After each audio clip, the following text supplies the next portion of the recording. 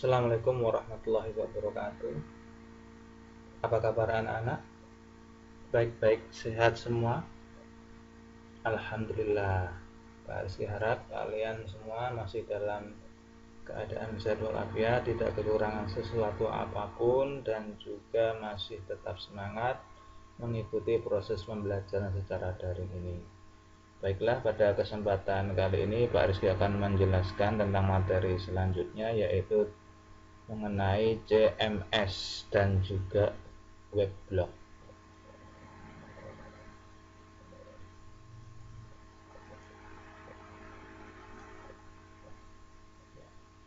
Apa itu CMS dan juga apa itu weblog? Ya, sebetulnya materi ini dari tahun ke tahun Pak Rifki selalu selipkan di mata pelajaran TIK kelas 9 pada tahun-tahun sebelumnya. Namun biasanya materi weblog ini saya berikan jika ada sisa waktu setelah materi tentang Jarkom dan juga internet selesai saya terangkan. Sebelum UN biasanya Pak Rizky selalu selipkan cara-cara membuat blog sampai kepada hasil blog sederhana mereka. Nah, pada kurikulum mapel informatika kali ini ternyata pengenalan CMS dan juga blog ini ditaruh di semester 1 atau di awal-awal. Nah, untuk pengantar yang pertama, seiring dengan perkembangan teknologi internet yang terus meningkat, teknologi untuk membuat sebuah website pun lebih dipermudah. CMS atau singkatan dari Content Management System merupakan terobosan baru dalam membuat website menjadi lebih mudah walaupun tanpa pemrograman sekalipun. Jadi untuk membuat website anak-anak itu ada bahasa pemrograman yang digunakan, yaitu bahasanya antara lain HTML ya, Hypertext Markup Language, yang merupakan bahasa dasar untuk pembuatan web ya. Tetapi dengan HTML itu penampilan webnya itu masih sangat sederhana, tidak bisa terlalu canggih ataupun menarik. Nah, kemudian harus didukung dengan bahasa-bahasa pemrograman yang lainnya seperti PHP, kemudian ada ASP, ada JavaScript, dan lain sebagainya. Nah, dengan adanya CMS atau weblog ini, kalian tidak perlu menguasai bahasa pemrograman yang mungkin dirasa sangat sulit dan membutuhkan logika kalau dengan menggunakan PHP dan ASP tadi. Dengan CMS ini kalian tinggal mendesain sesuai dengan selera, kemudian tinggal tempel sana sini lah, istilahnya seperti itu ya. Sehingga orang awam pun yang tidak mengerti bahasa pemrograman web dapat membuat website dengan menggunakan CMS ini. Selain CMS, ada tren baru di dunia website dengan hadirnya blog. Blog yang pada awalnya hanya sebagai website pribadi atau diary online ya. Jadi blog itu sebetulnya adalah website personal atau gratisan gitu ya, atau disebut dengan diary online. Kini berkembang sangat pesat menjadi sebuah media untuk mendapatkan penghasilan baru dari dunia maya ya, karena dengan adanya blog, kalau kita daftarkan itu ke AdSense ya, atau Google AdSense, maka weblog di blogspot.com itu akan bisa menghasilkan uang, sama seperti kalau kalian menjadi seorang YouTuber ya. Bila akun video channel YouTube-nya itu kalian daftarkan atau dimonetize ke Google dan disetujui oleh Google, kemudian jumlah subscriber dan juga viewernya banyak, maka kalian akan mendapatkan uang dari konten YouTube yang dibuat. Nah, blogspot juga gitu. Kalau blognya itu kita daftarkan di Google AdSense, maka akan bisa mendapatkan uang dari Google kalau banyak pengikut ataupun pengunjung yang membaca atau melihat blog tersebut. Nah, awalnya CMS menggunakan sistem seperti software biasa, yaitu Anda download lalu install di komputer lokal Anda untuk melakukan pembuatan web dan desain. Setelah itu Anda harus mengupload lagi ke internet agar dapat diakses online. Ya.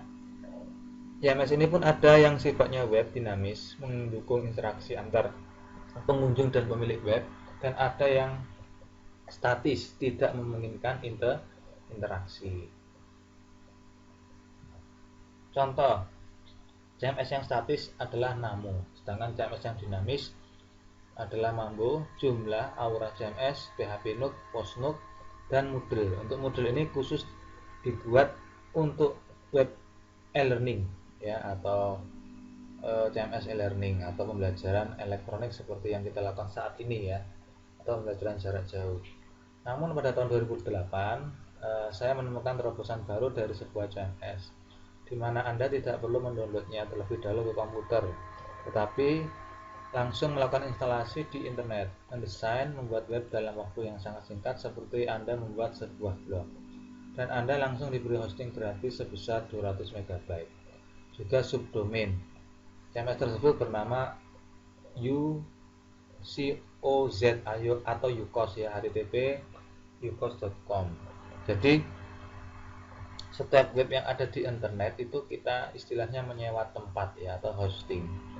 Nah, berapa besar kapasitas hosting yang kita dapatkan jika kita menyewa tempat di internet? Ya, itu tergantung berapa banyak biaya yang kita bayarkan.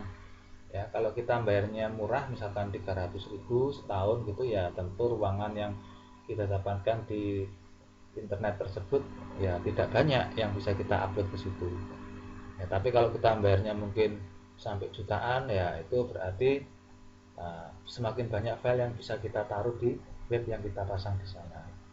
CMS UCOZ merupakan CMS termudah yang pernah saya kenal, dan bagi pemula pun Anda tidak akan kesulitan. Blog. Provider blog atau hosting blog dapat dikategorikan berdasarkan mendukung kode JavaScript. Ya, JavaScript itu adalah bahasa pemrograman web ya. Java, dari kata-kata Java itu kita mungkin sedikit batin ya, kok kayak pulau Jawa ini ya, apakah ada kaitannya? Ya memang JavaScript itu diciptakan oleh orang bule ya di Jawa, atau tepatnya di Jawa Tengah. Waktu itu di Semarang itu ada Cafe Java Cafe yang letaknya di Jalan Pemuda. Kalau sekarang sudah ditutup ya, itu awal-awal 2001 saya kesini itu di Semarang masih ada Java Cafe itu. Nah, konon JavaScript itu diciptakan di Java Cafe itu, makanya dikasih nama JavaScript. Nah, JavaScript itu adalah script pemrograman web yang digunakan untuk mempercantik tampilan website ya, seperti ada efek hujan salju, kemudian ada daun berguguran ya, kemudian kursor mouse-nya berganti gambar atau simbol dan lain sebagainya ya, menu-menunya bisa ganti-ganti warna ya, dan lain sebagainya. Itu gabungan dari JavaScript ya, dan juga mungkin CSS juga ya. Nah, ada juga blog yang tidak mendukung kode JavaScript, jadi tidak bisa kita kasih berbagai macam tampilan-tampilan yang menarik tadi ya dengan adanya JavaScript. Itu ada juga blog yang tidak bisa seperti itu.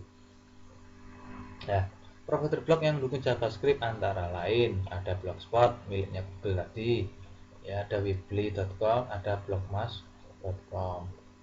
Nah, sedangkan provider yang tidak mendukung kode JavaScript antara lain wordpress.com, dakdikduk.com, edublogs.org, leoxa.com, nicespace.com, dan indoblog.com ya. Nah, 9 provider blog yang saya sebutkan di atas masing-masing memiliki kelebihan dan kekurangan, baik dari segi kemudahan manajemen konten, pilihan desain tampilan, dan dukungan terhadap kode JavaScript. Ya, kalau dari segi tampilan, WordPress ya merupakan yang terbaik.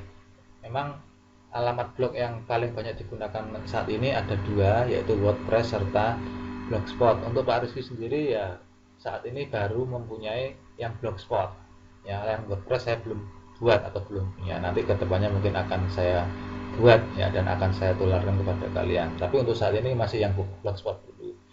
Namun dari segi dukungan kode JavaScript, blogspot.com merupakan yang terbaik. Sebenarnya itu tinggal senang milih yang mana ya, nanti kalian bisa praktekkan, mau yang WordPress boleh, mau yang Blogspot juga boleh. Nanti kita bertahap ya, karena ini prosesnya dari rumah, maka mungkin proses pengajarannya pun Pak Rizky tidak bisa langsung memberikan prakteknya di depan kalian, tapi ya dengan jarak jauh begini kita harapkan nanti bisa tetap berjalan meskipun dalam kondisi yang lebih terbatas, namun tidak mengurangi semangat kita untuk tetap belajar. Baik, itu dulu mungkin yang bisa saya sampaikan untuk pengenalan CMS dan blog di awal ini. Semoga sedikit memberikan gambaran terhadap kalian. Oh iya, syarat untuk membuat blogspot tadi atau WordPress tadi jangan lupa punya email dulu ya. Kalau kalian sudah punya email, pastikan username dan passwordnya ingat, tidak lupa. Kalau lupa gimana? Kalau lupa bisa recovery akun ya, dengan memasukkan nomor HP yang saat ini aktif yang digunakan dulu untuk mendaftar. Kalau tidak ya terpaksa buat baru lah. Syarat buat baru apa? Syarat membuat akun email baru adalah umur kalian ya, umurnya diusahakan dituakan. Kalau kalian kelahiran 2005 misalkan, usahakan dituakan menjadi kelahiran 2000. Supaya apa? Supaya di ACC oleh Google ya, agar bisa membuat email. Nah, itu syarat utama untuk membuat blog adalah punya akun email ya. Usahakan Gmail, kalau tidak bisa ya Yahoo ya, tapi paling tidak yang Gmail aja lah karena kalian juga pakai Android ya. Itu saja mungkin yang bisa Pak Arsi sampaikan, kurang lebihnya mohon maaf. Terima kasih. Wassalamualaikum warahmatullahi wabarakatuh.